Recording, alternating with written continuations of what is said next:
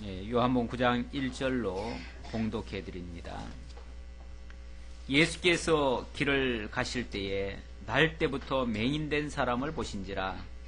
제자들이 물어 이르되 랍비여, 이 사람이 맹인으로 난 것이 누구의 죄로 인함이니까?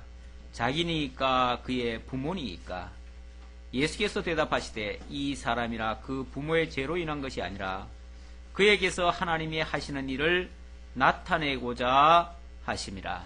아멘. 우선 3절까지 봉독해 드렸습니다. 예수께서 하늘로부터 오신 생명의 양식임을 증거하고 있는 내용이 되겠습니다. 이를 증거하기 위해서 6장에서는 생명의 떡이심을 증거해 주셨고, 7장에서는 생명의 물, 곧 생수이심을 증거해 주셨고, 8장에서는 생명의 빛으로 오셨음을 증거해 주셨습니다. 그리고 오늘 9장에서는 빛으로 오신 그 예수가 어떤 능력, 어떤 빛의 능력을 행사하시는가, 이런 내용을 살펴볼 수 있겠습니다.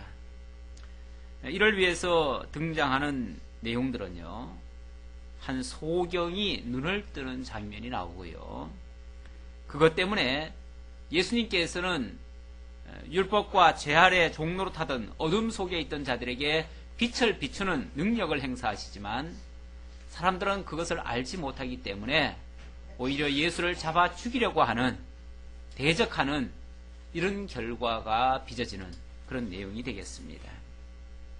오늘 9장은 바로 빛의 능력을 보여주시는 그런 내용인데요, 빛의 능력을 보여주시기 위해서 먼저 맹인된 자에게 세상에 빛이 되어주실 것을 약속해 주시는 장면이 1절부터 5절까지 소개되고 있습니다.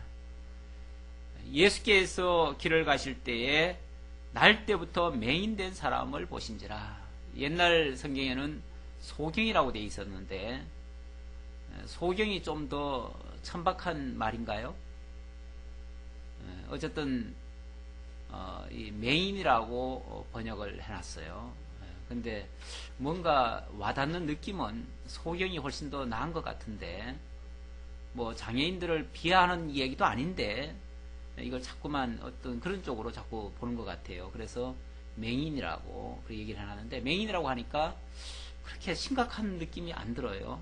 왠지. 그래서 제가 말 속에 맹인이라고 나오더라도 제가 소경이라고 말을 하더라도 이해를 해주시기 바라겠습니다. 저는 왠지 소경이 좀 더 자연스러운 표현 같아서 그렇습니다. 예수님께서 어떤 역사를 하시고 당신의 어떤 능력을 보이시기 위해서는 어떤 사건이 발생하죠. 그 사건이 바로 맹인을 만나는 데서부터 출발을 합니다. 제자들이 물었습니다. 랍비여, 이 사람이 맹인으로 난 것이 누구의 죄로 인함이니까? 자기니까 그의 부모니까? 질문 속에는 이미 자기들이 알고 있는 그 상식을 가지고 묻는 것이 분명히 드러나고 있어요. 이 사람들의 한계 속에는 소경은 무엇 때문이다? 죄 때문이다 라고 하는 어떤 선입견을 가지고 이야기를 하고 있어요. 다만 그 죄가 본인 거냐 부모의 것이냐, 그 차이지, 분명히 소경으로 났다고 하는 것 자체는 죄 때문이다 라고 하는 선입견을 가지고 얘기를 해요. 사람들이 누가 무슨 조금 잘못된 일이 있으면 저 사람이 죄를 지어서 그런가, 아니면 그 부모가 죄를 지어서 그런가, 아니면 재수가 없어서 그런가, 뭐 이런 식으로 얘기를 많이 하죠. 자관 뭔가의 어떤 원인이 있어서 그것 때문에, 다시 말하면 인과응보적인 그런 원리에 의해서, 어떤 원인에 의해서 그렇게 된 거 아니냐. 그런데 그 원인은 뭐 잘못된 일이니까 잘못된 뭔가가 있지 않았겠느냐, 다시 말하면 어떤 죄가 있지 않았겠느냐라고 하는 그런 선입견을 가지고 다들 접근을 합니다. 그러다 보니까 누가 뭐 조금 사고를 당해도 무슨 죄를 지었길래 사고를 당했을까라고 하는 그 생각부터 먼저 딱 드는 사람들이 있어요. 그래서 간혹 보면은 전에 목사님들 만나가지고, 동기 목사님들 만나가지고 이야기를 하다 보면 뭐 자기가 큰 사고가 났대요. 그런데 교인들한테 말을 못하고 아주 끙끙 앓고 있어요. 사고가 났는데 강구도 못하는 거예요. 강구하면 성도들이 실종한다는 거예요.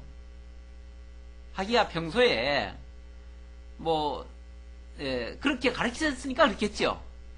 당신이 그렇게 가르쳤으니까 무슨 잘못된 일은 전부 다 무슨 죄 지어서 그렇게 된 것이고, 무슨 잘된 일은 선한 일을 했기 때문에 그렇고, 근데 목사는 늘 선한 일을 할 텐데 잘못됐으니까 성도들이 생각할 때 목사가 무슨 죄를 지었을까 이런 생각이 버뜩 들 거 아니겠어요?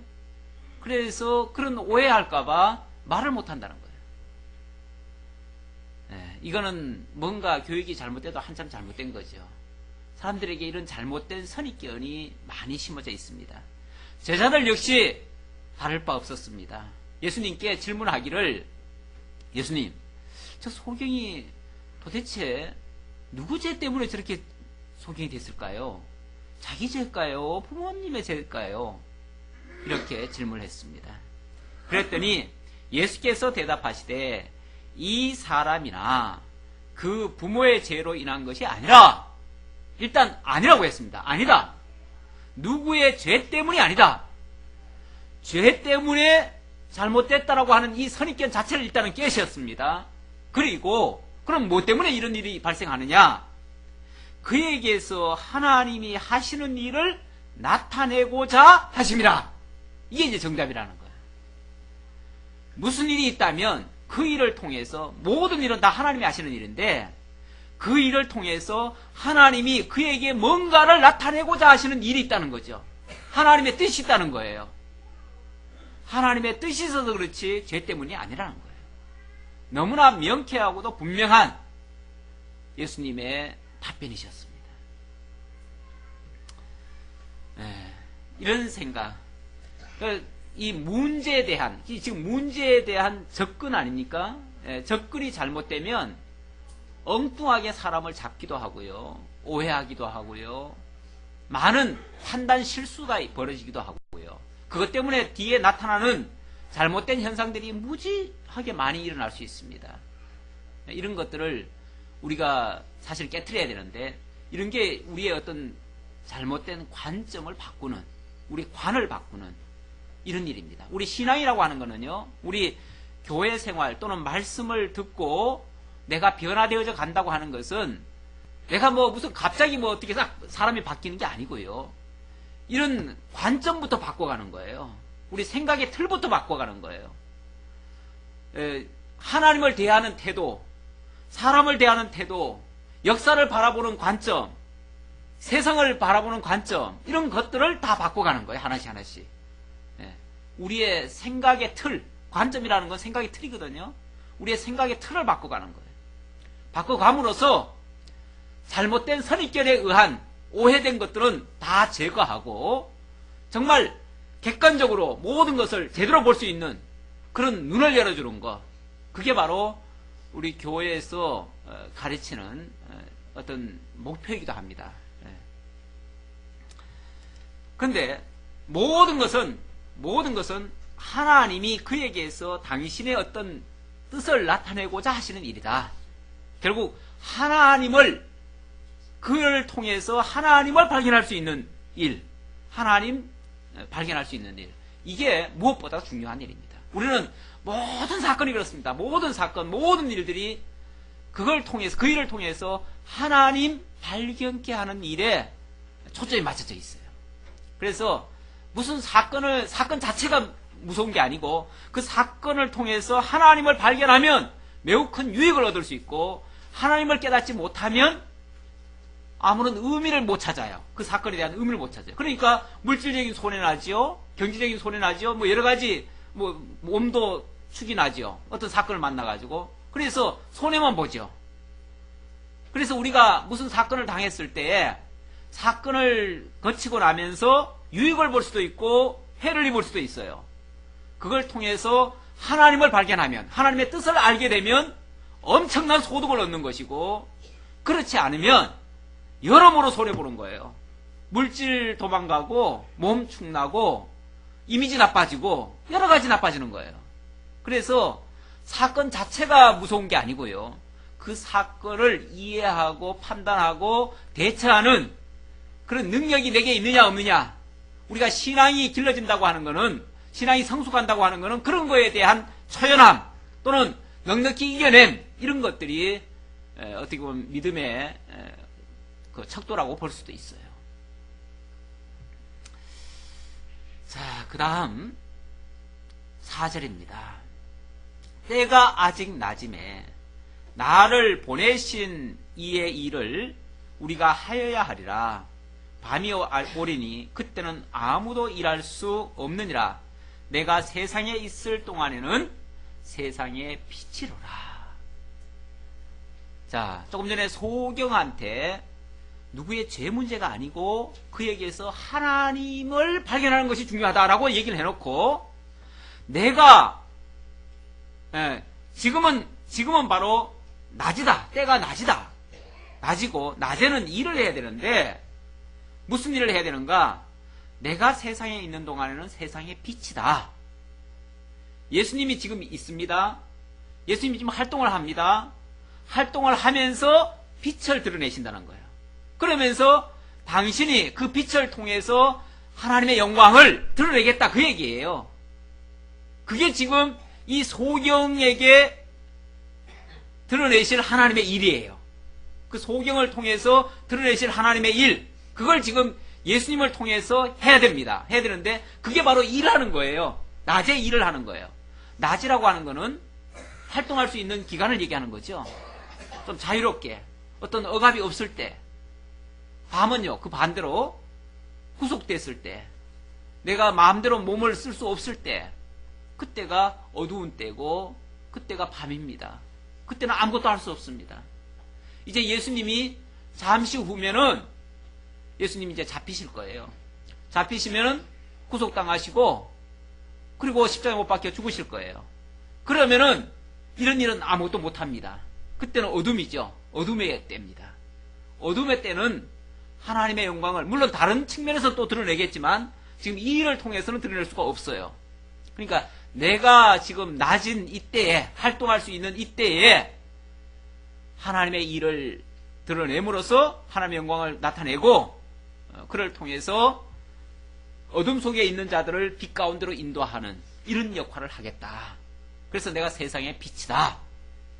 예수님 빛으로 오셨음을 증거하시면서 아울러 말로만 빛이다가 아니라 실제로 빛이신 사실을, 능력을 보이시는 거죠. 그게 바로 소경의 눈을 띄워주는 그 사건입니다. 사람들은 자꾸만 소경의 눈을 떴다 하면은 눈 뜬 그 자체만 자꾸 초점을 맞춰가지고 와, 대단하다, 우리도 눈 떴으면 좋겠다, 여기만 관심을 두는데 예수님은요 똑같은 일을 계속 하시는 분이 아니에요. 예수님의 그 표적들 보세요. 똑같은 일을 계속 하십니까? 물론 유사한 거는 있겠지만은 한 번씩 하고 말아요. 두 번, 세 번 하지 않아요. 예를 들어서 가나안 혼인잔치에서 물로 포도주 만들었는데 계속 다니시면서 포도주 만드는 일을 했습니까? 안 했어요. 한 번씩 보여주는 거예요. 한 번씩. 한 번씩 보여주면서 그 일을 통해서 당신의 어떤 뜻을 알려주는 거예요. 그러니까 표적 자체가 목적이 아니고 표적을 통해서 당신의 능력을 보이시는 거예요. 여기서는 어떤 능력이냐? 빛의 능력이에요. 빛의 능력을 보이시려니까 어둠 속에 있던 소경의 눈을 띄워주는 거예요. 그러니까 이런 표적이 무슨 목적에서 지금 그 표적을 했는가를 이해를 하셔야지, 표적 자체만 관심을 갖고 아, 소경이 눈 떴으니까 우리도 믿기만 하면 소경 눈 뜨겠구나, 이렇게 생각하면 안 된다고 말이에요. 왜냐하면 예수님 두 번, 세 번 하신 게 아니니까. 계속 반복적으로 하시는 일이 아니니까. 반복적으로 하셨고 우리 보고도 똑같이 하라면은 지금도 해야겠죠. 그러나 예수님은 당신의 표적을 통해서 능력을 보이시고, 특히 여기서는 빛의 능력을 보이시려는데 목적을 둔 거지 그 이상이 아니다. 그러니까 엉뚱한 거 우리가 추구해서는 안 된다 그 말이에요. 오늘날 자꾸만 그 표적을 우리들 것으로 만들려고 자꾸 하는 경우가 있어요. 그러면은 본질을 잃어버려요. 본질을. 예수님이 이 표적을 통해서 드러내고자 하는 그 목적이 있는데 그 목적을 상실해버려요. 그러면은 잘못 보는 거죠. 성경을 잘못 접근하는 거죠. 자, 이 낮에 할 일, 낮에 할 일은 때가 낮이고 보내신 이의 일을 하여야 하리라. 우리가 낮에 할 일, 우리가 활동할 때 할 일, 사실 우리가 세상 살 때도 그렇죠. 세상 살이 할 때도 하나님이 힘주시고 움직이게 하실 때 하는 겁니다. 아무 때나 하는 거 아니에요. 이 기회가 항상 오는 거 아니에요. 그러니까 나중에 어떤 사람들은 간혹 그런 소리 하지요. 내가 지금은 뭘 못하지만 나중에 뭘 이루어 놓고 나면 뭐 세상적으로 말로 하면은 뭐 집도 장만하고 돈도 어느 정도 마련해 놓고 자기 목표가 있어요. 그래 놓고 나면 그때부터 내가 뭘 하겠노라. 근데 그때부터 뭘 하려고 하면 이미 인생은 다 갑니다. 다 가가지고 다 해놓고 누리지 못하고 가는 경우가 종종 있죠. 그 잘못된 계산입니다. 좀 허황된 생각이에요. 하나님이 내게 힘주시고 기회 주실 때는 지금입니다. 지금 현재 일이 없다면요. 현재 하나님의 일을 하지 못한다면 나중에도 못하는 거예요. 항상 내게 주신 현재 상태가 하나님의 일을 할 때다. 그러니까 내게 적게 주셨으면 적게 주시고 그만큼 하면 되는 것이고, 많이 하려고 할 이유가 뭐 있어요? 이만큼 할 목적이 뭐가 있어요? 내게 주신 만큼 현재 상황에서 하면 되는 거예요. 그게 우리가 낮에 생활을 하는 겁니다. 낮의 생활. 자, 그 다음 6절로부터 14절까지 드디어 예수님께서 맹인의 눈을 띄워주십니다. 소경의 눈을 띄워주시는데, 띄워줬다가 이건 선한 일 아닙니까? 그렇죠? 소경의 눈을 띄워줬으니까 얼마나 선한 일이고 누구든지 칭찬을 받아야 될 일인데 그것 때문에 고발을 당합니다. 참 우리 예수님처럼 선한 일 하시고 애매한 고난 받으시는 분도 없지요. 성경에 보면 간혹 그 선한 일 하시는 분들이 애매한 고난을 받아가지고 그것 때문에 안타까워서 기도하는 장면들이 있어요. 시편 같은 데 보면 정말 악인은 오히려 형통한데 의인은 날마다 그렇게 고통을 받고 아침부터 종일토록 시를 받는다고 그런 고백할 때가 있어요. 그거 가지고 그 단순 비교로 말하면 너무너무 억울하죠. 선을 행했는데, 아니면 최소한 선을 행하지 않았더라도 억울하게 당하는 일이 얼마나 많습니까? 그것 때문에 이해가 안 돼 가지고 그래서 하소연도 하고 그러는데, 예수님은 적극적으로 선을 행하심으로 어려움을 당하시는 그런 모습입니다. 차라리 가만히 계시면 그런 억울함 안 당하죠. 이 말씀을 하시고 땅에 침을 뱉어 진흙을 이겨 그의 눈에 바르시고, 예수님 하시는 행동이 좀 개의하죠? 기괴하죠? 땅에다가 침을 탁 뱉더니만 그 침 가지고 진흙을 개요. 그래가지고 그 진흙을 갖다가 눈에다가 갖다 발라줘요. 그리고는 실로암 못에 가서 씻고 오라는 거예요. 이르시되 실로암 못에 가서 씻으라 하시니, 실로암은 번역하면 보냄을 받았다는 뜻이라. 그곳은 원래 참 실로암이라고 하는 게 원래부터 지명이 있었겠지만 그 지명이 지어질 때부터 이상하게 무슨 뜻을 가지고 있냐면 보내심을 받았다, 보냄을 받았다라고 하는 뜻으로 지어놨대요. 무슨 동기에서 그렇게 지어놨는지 모르겠는데 결국 예수님 때 와가지고 이 소경에게 눈뜨게 하려고 예수님이 보내시죠. 결국 예수님에게 와서 그 뜻이 무슨 뜻으로 지었는지 모르겠는데 예수님께 와가지고 그 뜻이 드러나죠. 이 세상의 모든 일들이 가만히 보면요, 예수님에게 다 직결이 돼 있어요. 다 예수님께 와서 되어질 일들을 미리 알게 하려고 이름조차도 그렇게 지어져 있다가 지금 그렇게 역사가 일어난 거예요. 지난번에 베데스다 같은 경우도 그런 식이고요. 여기 실로암도 그런 식이고요. 이에 가서 씻고 밝은 눈으로 왔더라. 어쨌든 개의한 행동으로 예수님께서 진흙을 했는데 그것 때문에 눈이 밝아졌어요. 뭐 때문에 밝아졌을까요? 진흙 때문일까요? 아니면 예수님의 침 때문일까요? 아니면 예수님의 명령 때문일까요? 아니면 실로암 물의 효력일까요?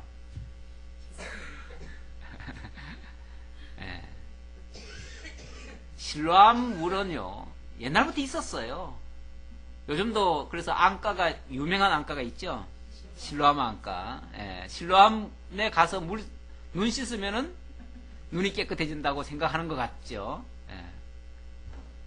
그렇지 않습니다. 실로암 물은 예나 지금이나 똑같은 그냥 물일 뿐이에요. 예. 다만 그 이름이 보내심을 받았다 뭐 그런 식으로 지어놓기는 했지만은 무슨 의미인지도 모르고 그냥 사람들이 그렇게 부르고 있었어요. 그냥 부르고 있었는데 이때 와가지고 예수님이 소경을 보내가지고 거기서 깨끗이 씻고 온 거예요. 깨끗이 낫게 한 거예요. 어찌 보면 참 더럽기도 하고요. 침을 뱉어가지고 진흙을 개가지고 갔다고 했으니까 오늘날 같으면은 누가 만약에 선의로 침을 뱉어가지고 이건 진짜 이 선의로 한 겁니다.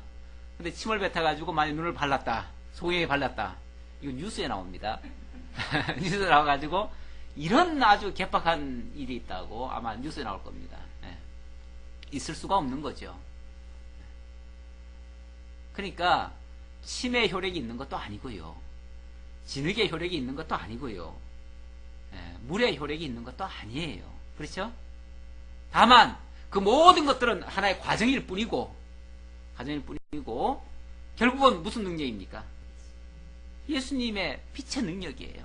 예수님이 지금 당신이 빛으로 오셨음을, 그리고 그 빛을 보여주시는 분이심을 알게 하려니까 이런 과정으로는 뭐 솔직히 그렇게 해도 되고, 아니면 예수님이 그냥 말씀 한마디만 해도 되고, 근데 모든 있는 걸 다 동원하시는 거죠, 예수님이. 그렇죠? 지난번에는 뭐 글자 썼다고 그랬잖아요. 글자 쓰는 것도 마찬가지예요. 예수님의 어떤 일거수일투족이 어떤 뭘 지금 그것 때문에 무슨 역사가 일어난 게 아니에요. 오히려 예수님 그 자신이 갖고 있는 그걸 지금 보여주는 한 과정으로서 설명한 거죠. 과정으로서. 그러니까 엉뚱한 데다가 관심을 두면 소용없죠. 그건 엉뚱한 연구죠. 그래서 예수님의 침에 무슨 성분이 있을까 그거 조사하면 별거 안 나옵니다. 우리가 가지고 있는 거하고 할 거 하나도 없어요. 자, 그랬더니 이제 이런 행동 때문에 이제 문제가 불거지는 거죠. 오히려 문제를 양산을 하죠. 만들어내죠. 그것 때문에 많은 사람들이 오해도 하고요, 또 맹신도 하고요. 어떤 믿는 사람들은 그 예수님의 그 어떤 행동이나 엑스처나 어떤 뭐 그런 거에 뭔가 있을 것이다라고 생각할 테고, 그렇지 않으면은 또 다른 데서는 어떤 뭐 또 다른 거 가지고 또 자꾸 연구하겠죠. 근데 그런 거하고는 아무 상관이 없습니다. 이웃 사람들과 전에 그가 거린인 것을 보았던 사람들이 이르되 이는 앉아서 구걸하던 자가 아니냐. 이 사람이 뭐 하던 사람이냐 하면 원래 소경이었고요. 원래 날 때부터 소경이었어요. 소경이었고 일평생 소경이니까 무슨 일을 해서 벌어먹고 살 수가 없잖아요. 그러니까 그 문가 안에서 있으면서 늘 지나다니는 사람들한테 얻어먹고 살았어요. 거린이에요, 거린. 자, 어떤 사람은 그 사람이라 하며 어떤 사람은 아니라 그와 비슷하다 하거늘 자기 말은 내가 그라하니. 그런데 어떤 사람은 저 사람 거지 아니냐 이렇게 말하는 사람도 있는데, 또 한 사람은 거지는 소경인데 왜 이 사람은 눈 떴지 않느냐 그러면서 이 사람은 그 사람이 아니고 그 사람하고 비슷하게 생긴 사람이다 이렇게 말을 한다는 거죠. 그러니까 서로 막 지금 그 한 사건 때문에 많은 사람들의 어떤 주목이 집중이 돼요. 집중된 상태에서 본인이 그러는 거예요. 내가 바로 그 사람이다. 내가 원래 거지였다. 이렇게 본인이 자기 입으로 얘기를 해요. 그러나 그 사실을 믿어지질 않죠. 사람들이 믿어지질 않으니까 그들이 묻되 그러면 내 눈이 어떻게 떠졌느냐. 대답하되 예수라 하는 그 사람이 진흙을 이겨 내 눈에 바르고 나더러 실로암에 가서 씻으라 하기에 가서 씻었더니 보게 되었노라. 자기가 알고 있는 있었던 일만 가지고 얘기를 하는 거예요. 자초지정은 잘 모르겠고 자관 진흙을 갖다 이기더니 나보고 와서 씻으라 그래가지고 씻었더니 낫더라. 이렇게만 얘기를 했어요. 그들이 이르되 그가 어디 있느냐 이르되 알지 못하노라 하니라. 그 사람이 널 그렇게 낫게 했으면 그 사람 어디 있느냐 지금 확인해 보려고. 그런데 지금 보니까 없어요. 어디로 갔는지 몰라요. 예수님은 사실은 그 자리를 피하신 거죠. 그들이 전에 맹인이었던 사람을 데리고 바리새인들에게 갔더라. 예수께서 진흙을 이겨 눈을 뜨게 하신 날은 안식일이라. 그날이 하필이면 또 무슨 날입니까? 안식일날. 예수님이 걸릴 일을 하셨어요.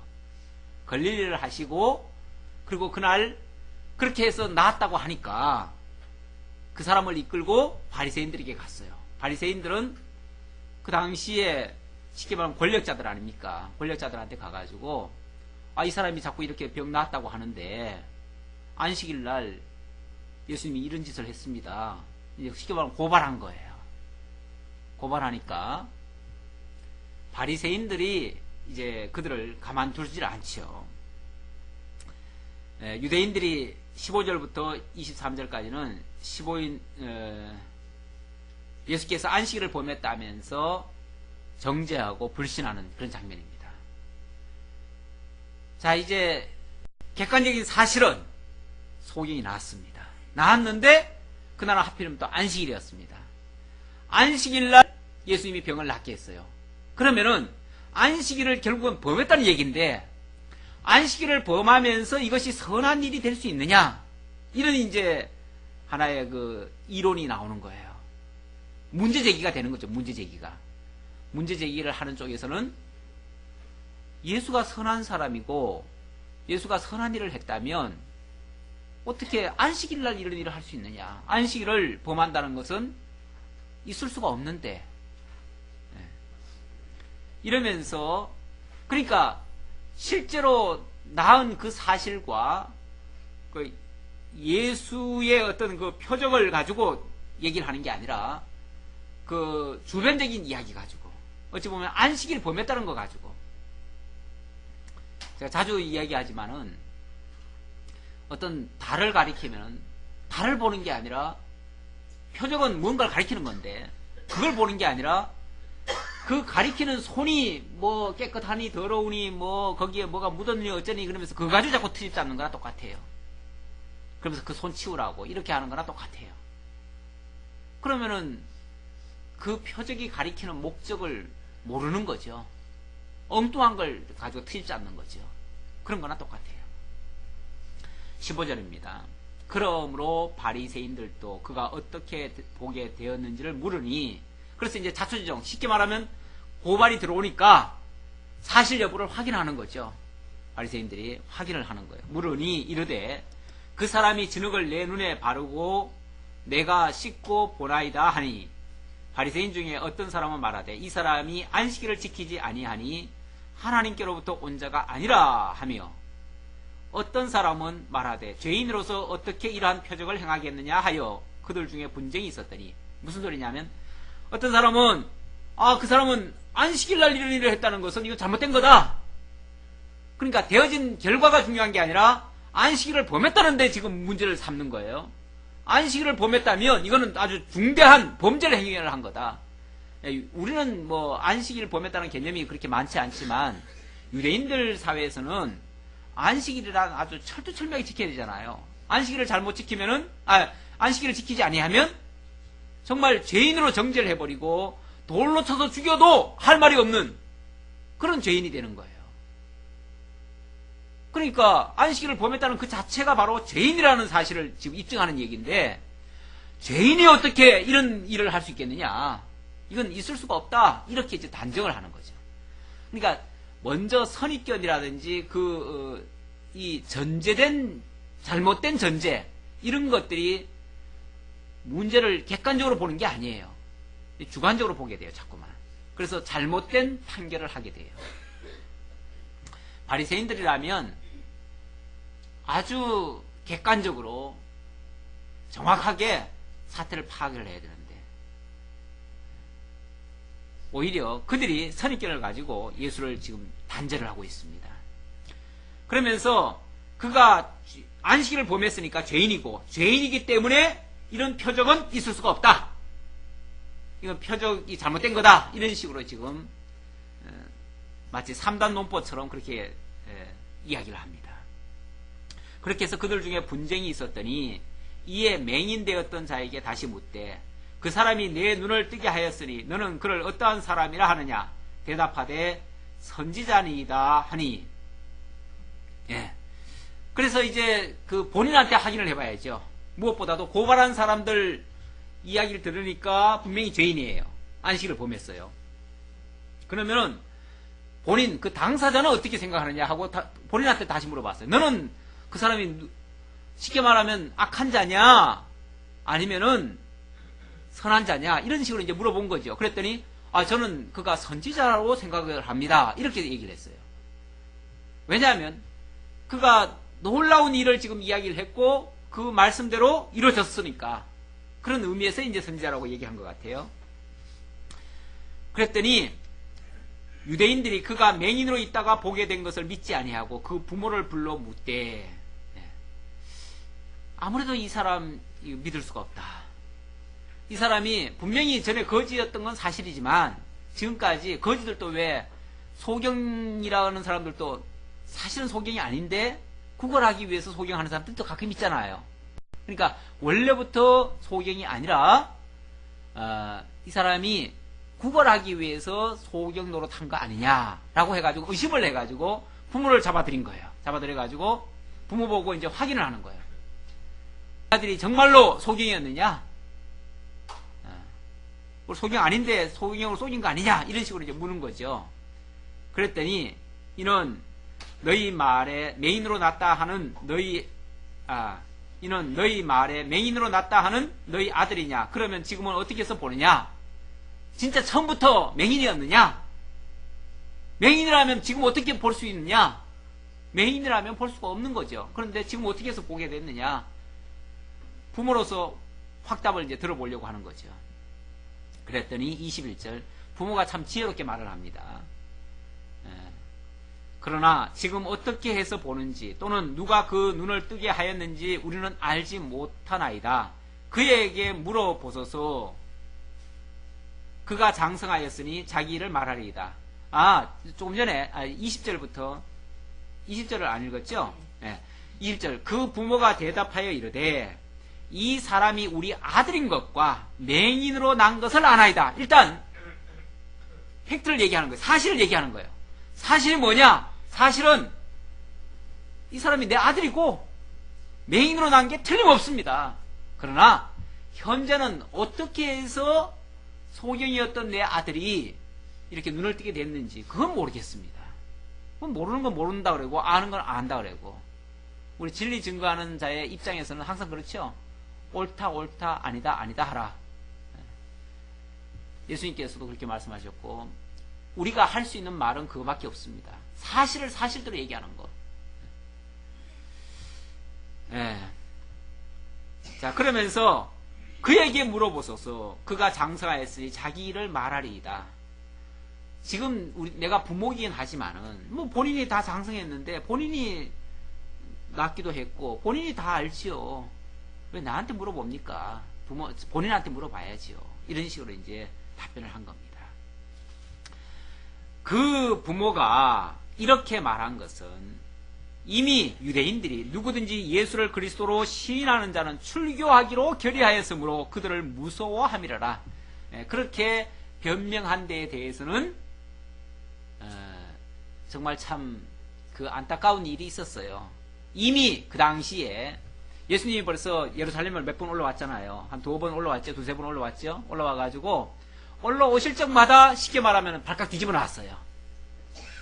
성전을 주변으로 해가지고 완전히 발칵 뒤집어 놨어요.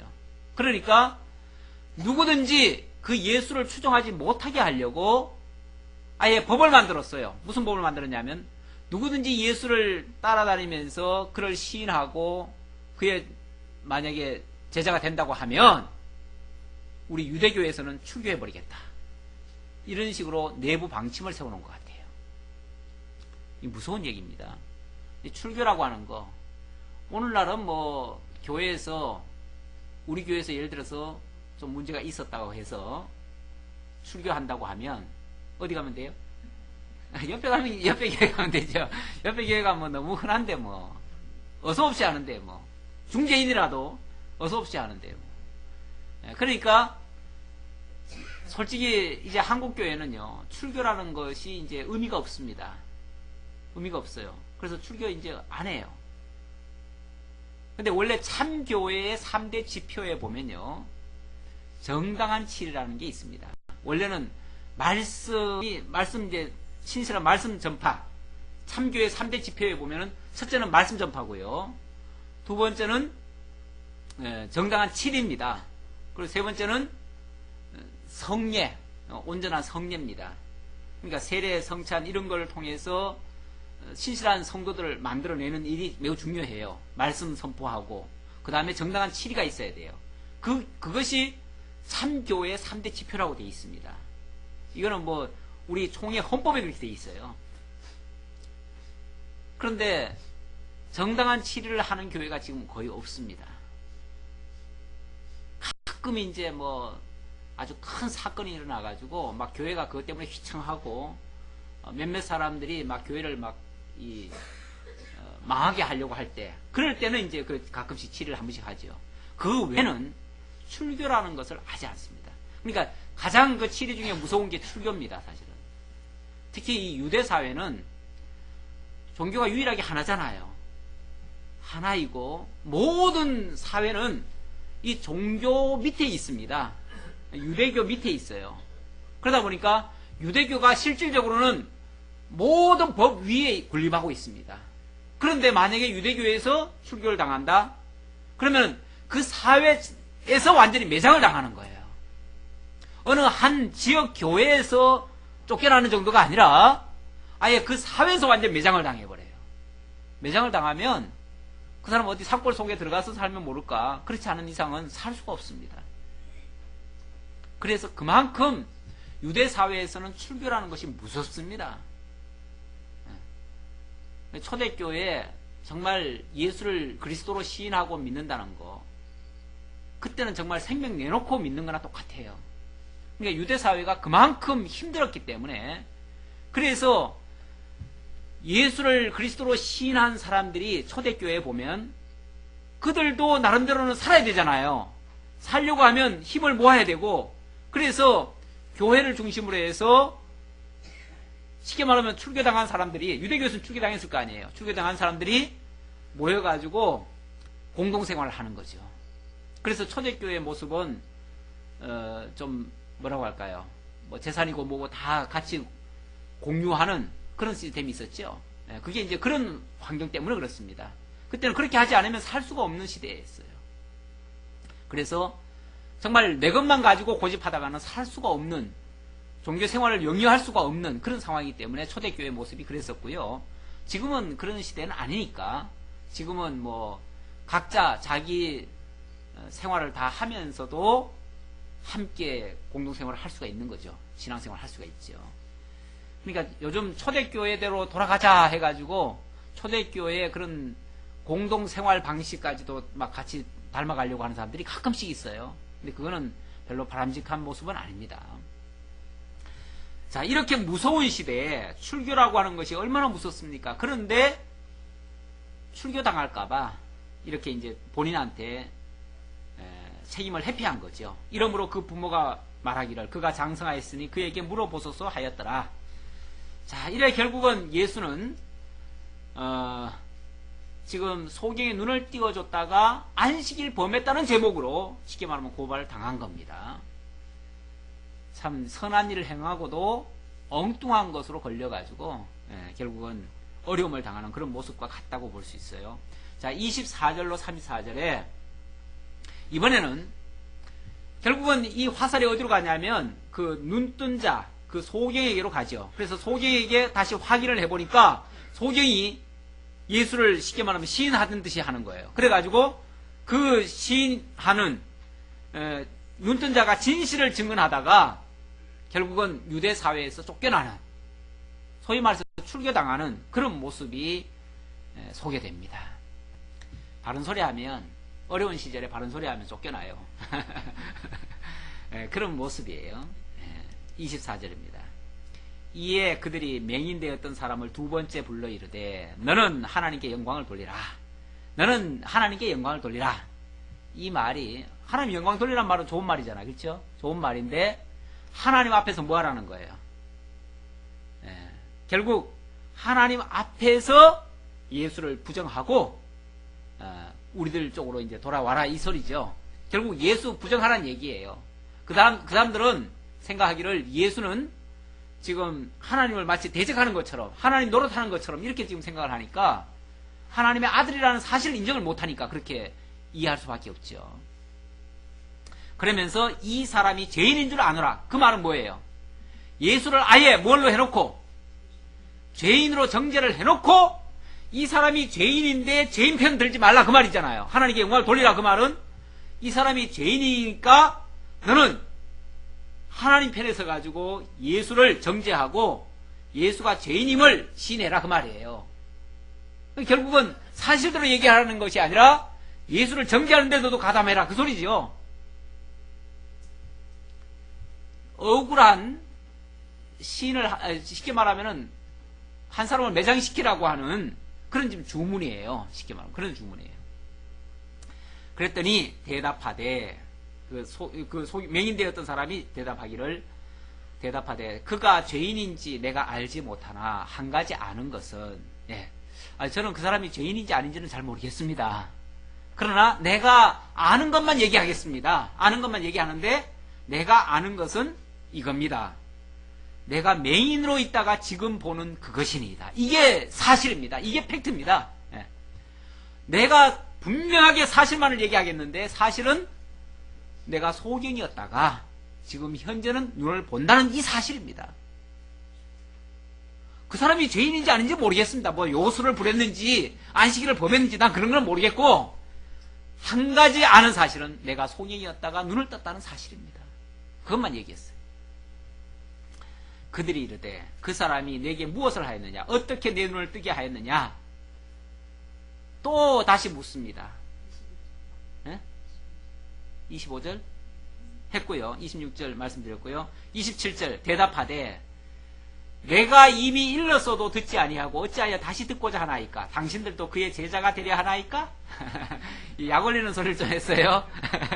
이 소경이 아니 아까도 물어봤잖아요. 근데 또 물어보잖아요. 지금 했던 말을 또 묻고 했던 말을 또 묻고 이게 검사들이요. 이게 바리새인들이 쉽게 말하면 검사들이에요. 검사들이 사람을 치조할 때요.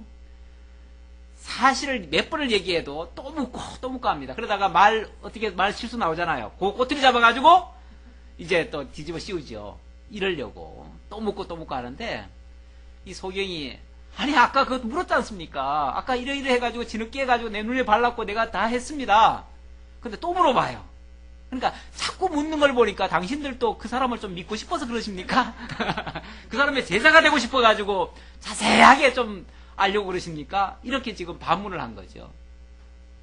맞아 죽으려고. 겁도 없이 그런 말을 했어요. 그랬더니 28절 그들이 욕하여 이르되 그들이 이제 막 분결하는 거죠.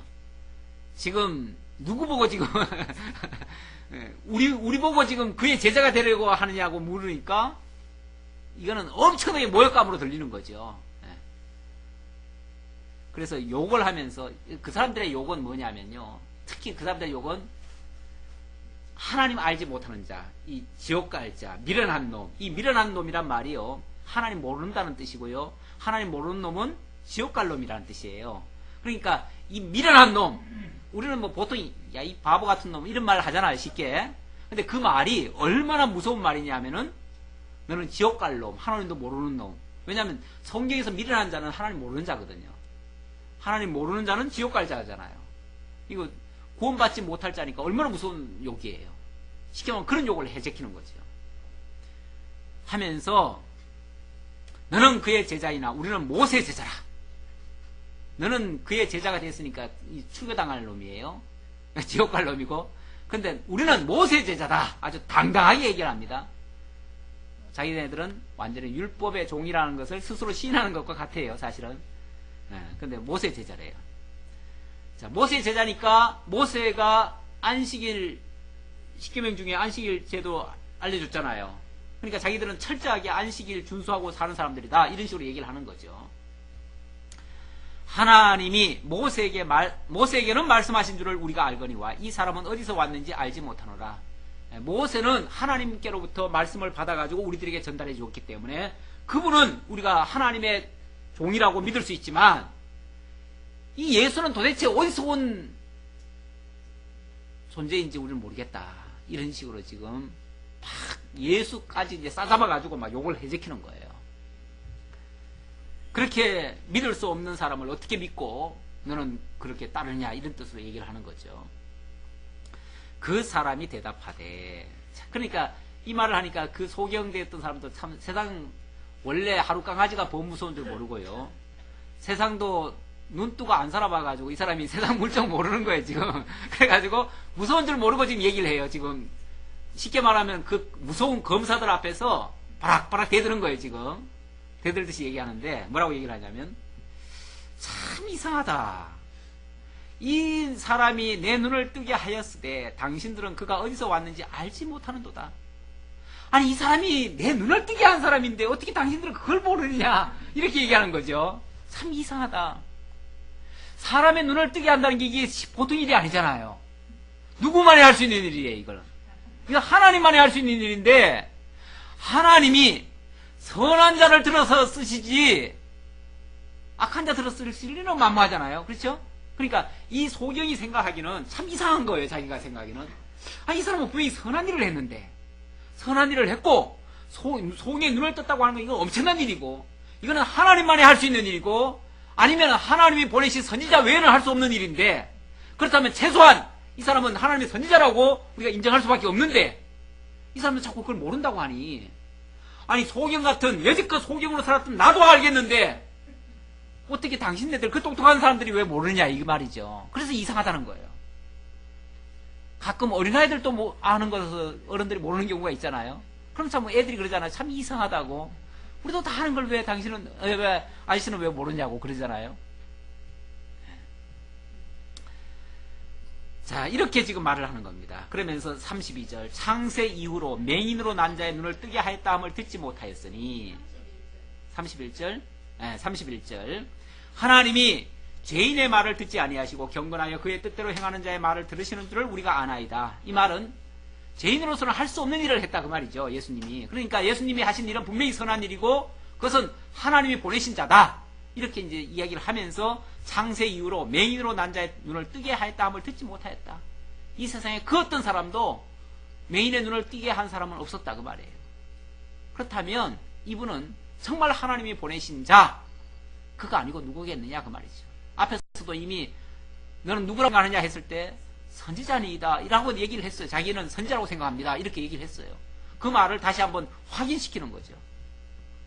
자, 그러면서 이 사람이 하나님께로부터 오지 아니하였으면 아무 일도 할 수 없으리이다.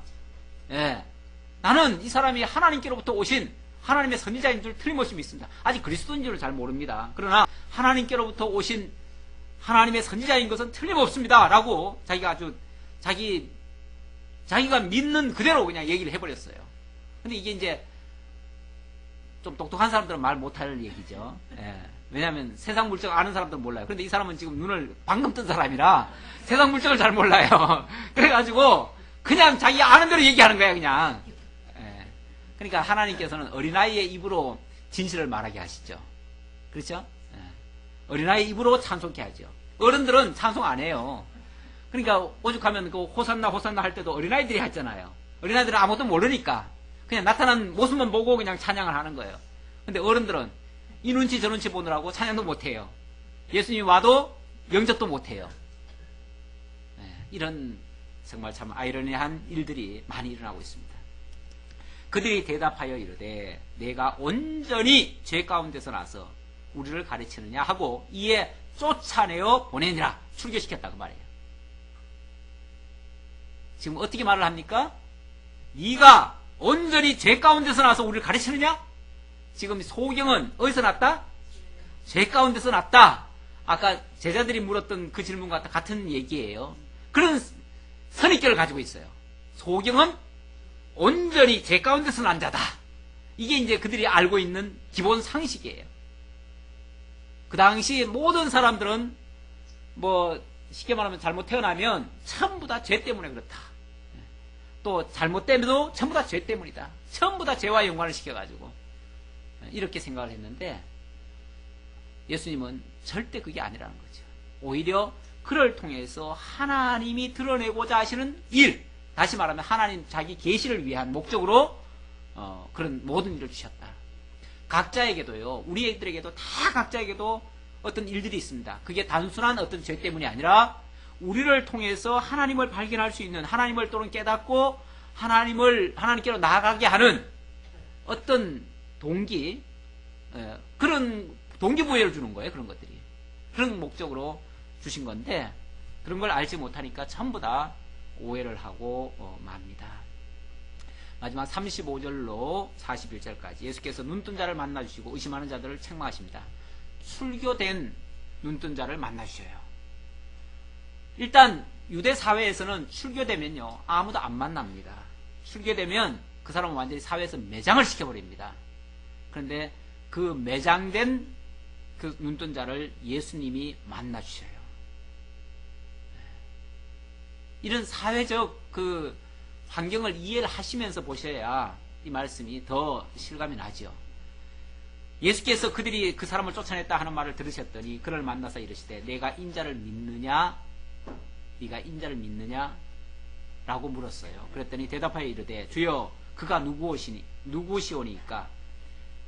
여기 인자라는 그 칭호는요, 물론 예수님이 자신을 가리킬 때도 표현 썼지만 구약 성경에 보면은 다니엘서 같은 데 보면은 인자가 있잖아요. 결국 오실 메시아를 지칭하는 말이에요. 결국 네가 그리스도를 믿느냐 이런 식으로 물어본 거나 똑같은 얘기예요. 그랬을 때 도대체 그 그리스도가 누구십니까? 라고 반문을 한 거예요. 그가 누구십니까? 라고 반문을 했더니 내가 믿고자 하나이다. 내가 믿고 싶은데 그가 누구십니까? 라고 지금 물은 거죠. 그랬더니 예수께서 이르시되 내가 그를 보았거니와 지금 너와 말하는 자가 그이니라. 예수님이 바로 답을 주십니다.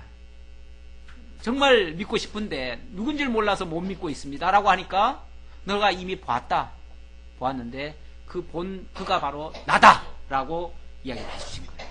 그러니까 당신이 바로 그리스도이심을 증거를 하신 거예요. 그랬더니 곧바로 그가 엎드리면서 이르되 주여 내가 믿나이다 하고 절하는지라.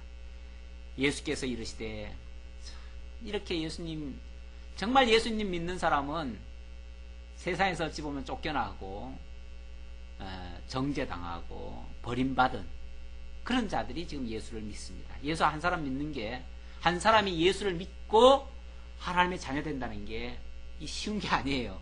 보세요. 이렇게 어려운 과정 거쳐서 사회에서 매장돼 가면서 예수 믿는 일입니다. 근데 지금은 너무 싸구려 복음이 됐죠. 누구든지 믿기만 하면 바로 다 천국 가니까 너무 쉽게 그냥 예수를 믿어버리니까 아무나 믿고 아무나 그냥 다 되는 것처럼 생각하는데 실제 바르게 예수를 믿는다고 하는 것은 쉬운 게 아닙니다. 사실.